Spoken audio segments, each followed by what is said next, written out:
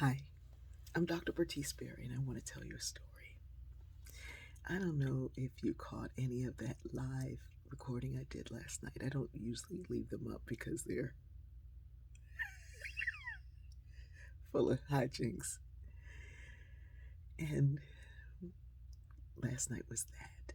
I had an opportunity to be together with family, and they were here in Savannah at their hotels, and I just said, everybody stay here. And so we did.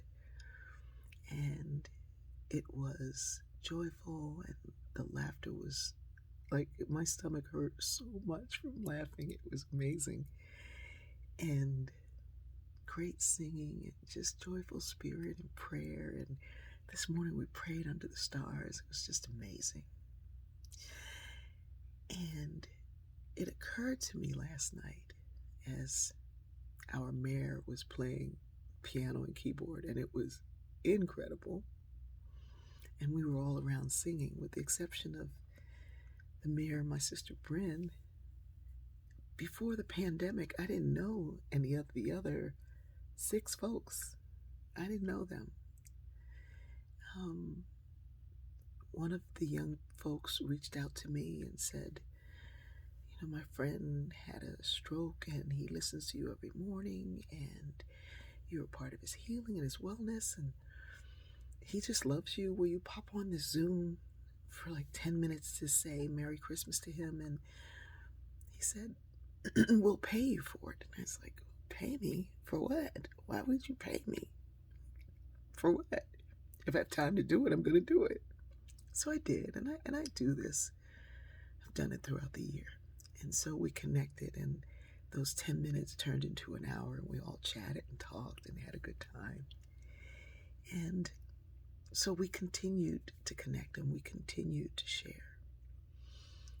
And throughout the year, that sharing and discussions and conversations and laughter through Zoom became an opportunity to do it in person. And they have become my children throughout the time. And one of them's mom is now my sister. And so it is an amazing, amazing thing to have happen. Here's the thing. At least it's what I feel is the thing. I get to have this incredible joy, unspeakable joy, because I'm willing to open my heart, my life, to others. Throughout this time, people have said, oh, you're lucky, you have family close by, and you have all these people who are right there with you, and you're so lucky. Yeah, I'm lucky. But resilience is not what you do in the crisis. It's what you do before the crisis. I was able to have these beautiful folks singing and playing and dancing and singing because of what I did before that moment. In the crisis, it's time to plan for the future. So now, begin to plan your future. Who do you want around? If you want beautiful people in your life singing and dancing and sharing, you have to invest in them. You have to invest in those relationships. You have to put in something to the future. We stood under those stars and realized that our life is just a blip in time. But at the same time, we're connected to everything and everyone else. And whether or not you want to embrace that connection is the choice we're given in this lifetime.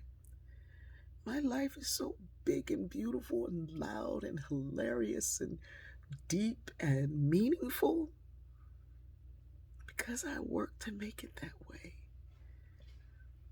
And sometimes that work looks like, let's have breakfast, let's have lunch. What are we doing for dinner? Anybody need some toast? And that's the joy. We're not out of this thing yet. And a lot of folks are acting like we are. But I hope that we keep a wave of this ever happening again. And I also hope that we'd invest in the future of our young folks, of the folks who are not so young, and of everything that is, was, and will be. I love you.